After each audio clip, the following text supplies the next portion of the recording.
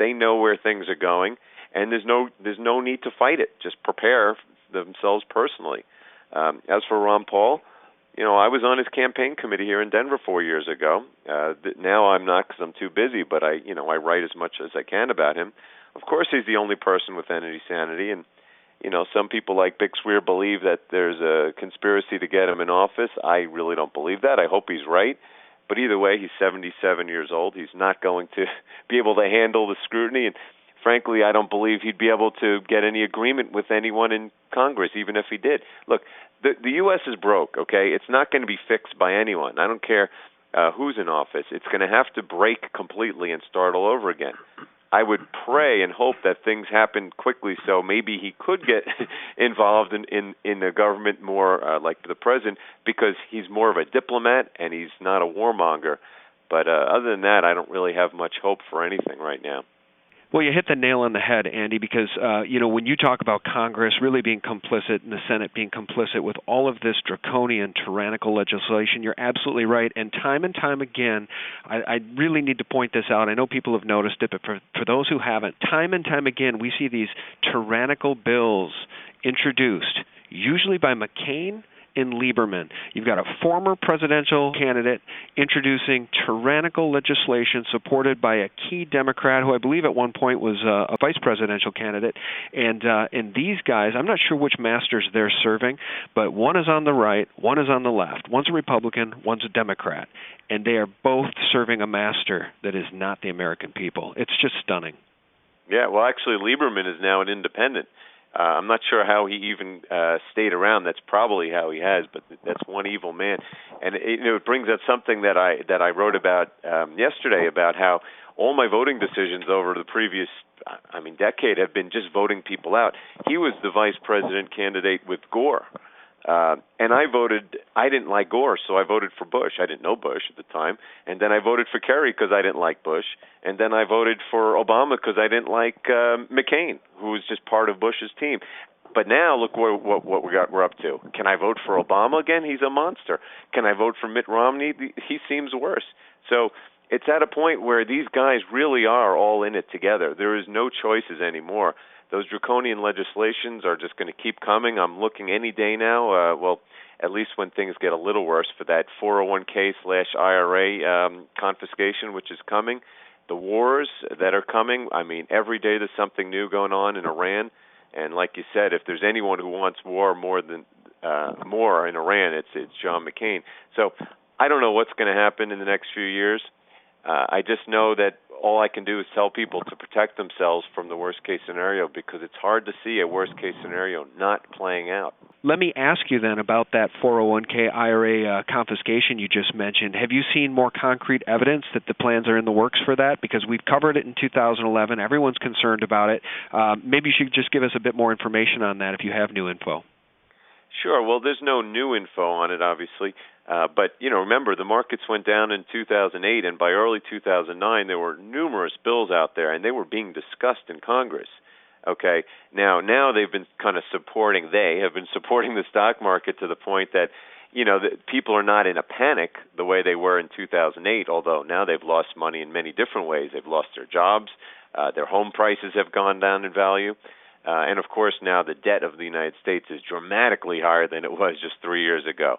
So at some point, I believe that they're going to have to look to any source of income that they can get that's not money printing. And the ultimate draconian thing to do would be to take 401ks, because there are trillions of dollars in them.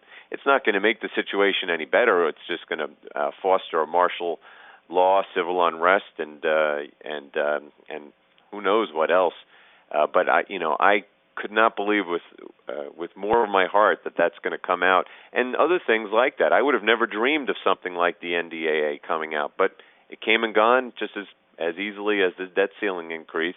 And for all I know, they can come up with something with 401ks, and it'll come and go without any defense from the people. Yeah, and that's what's scary about it. And before we let you go, we really should talk about SOPA and PIPA one more time. People do understand that it will change freedom on the Internet as we know it. This awakening, if we've seen one at all, is 99% to be attributed to the Internet and the freedom of information on the Internet as it sits today.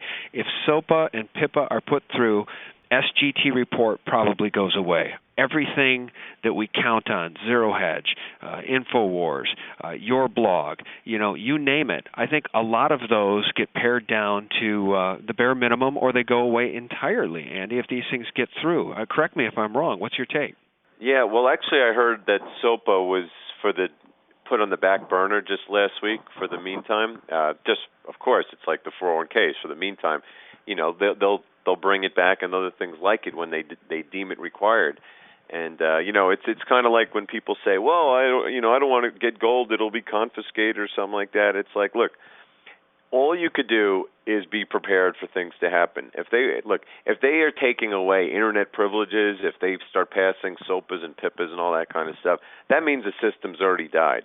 I mean, that's what I think. I don't think they'd pass SOPA today, but once you have another kind of crisis like you had in 2008 or even one that you had last summer, I think those things can easily come around, and by that time you may have hyperinflation starting to set in, social unrest, maybe war with Iran, and then soaring oil prices. And at that point, the Internet's going to be the last of our problems, is my view. So, look, we do what we do to help people, to get educated as fast as we can, and if the world unravels and the government does stuff like that, well, we'll just hope that we've already protected ourselves, because by then it might be too late. Now, I'm going to give you the biggest softball question in the history of our conversations, Andy, and here it comes. I asked the same thing of David Morgan because he gets this question all the time. Is it too late to start buying physical silver and or gold if you've never bought a single ounce? Well, obviously, I'm biased as the marketing director of a bullion company, but from a personal standpoint, I continue to buy, and the principals of our company do as well. I mean, David wrote it in his piece today. I mean, to me, there's a 1% recognition in the world of what we do. Maybe a little more in the Eastern world. Certainly in the States, though, it can't be more than 1%. People do not own gold and silver. The prices are still heavily manipulated. They are vastly undervalued compared to the amount of money that's been printed overtly, let alone covertly. And I believe that in today's dollars, forget hyperinflation, we have to go to, as Mike Maloney and Jim Sinclair and some others have said, $15,000 to $20,000 an ounce just to clear the money that's out there overtly. And I also believe, per what Eric Sprott was saying yesterday, that the gold to silver ratio has to fall to 15 to 1, its historical level. Gold and silver ratio is based on the amount of gold and silver that comes out of the ground. It used to be 15 to 1. Now it's more like 9 or 8 to 1. And, of course, all the silver that's ever been mined in history is gone. There's less than 1 billion ounces out there, if that. The biggest problem with gold and silver investment is that people are scared to get over the hump. It's kind of like people being scared to make their first deposit into an ATM machine, thinking it's going to be stolen, until you realize it's very easy. Buying gold and silver is simple, and once you hold it in your hand and you realize what it means and what it's worth, you'll never go back. That's well said, and our good friend Chris Dwayne over at Don'tTreadOn.me, Silver Shield he's known as, Chris Dwayne has been selling his furniture. He's been selling anything that's not nailed down in his personal life, anything he can sell on eBay, flea markets, whatever, to raise more capital to buy more silver, because he's convinced, and I think rightly so, that silver in the $30 range, the $40 range, the $50 range, the $60, $70 range, based on the outstanding money supply and the fact that the only answer this government has to its problems is to continue raising the debt ceiling and to continue printing money, and we see that in Japan and we see that in Europe, we see it all over the world, Chris Dwayne believes that the best single investment in the history of mankind right now is physical silver. And I concurred with that in 2002, 3, 4, 5, 6, and I've never agreed with that statement more than today. Well, there you go, guys. Andy Hoffman, the marketing director over at Miles Franklin. Hey, tell people how they can find your blog, Andy.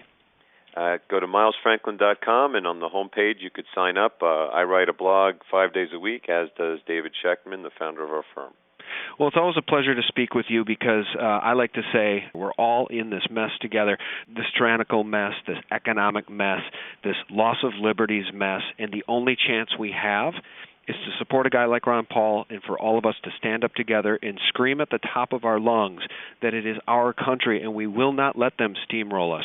That's why I started SGT Report. That's why you write your blog. And that's why every good person listening right now needs to get up off their knees, stand up, start a blog, go speak at city council meetings, do whatever you need to do to speak truth, because they can't shut up 300 million of us.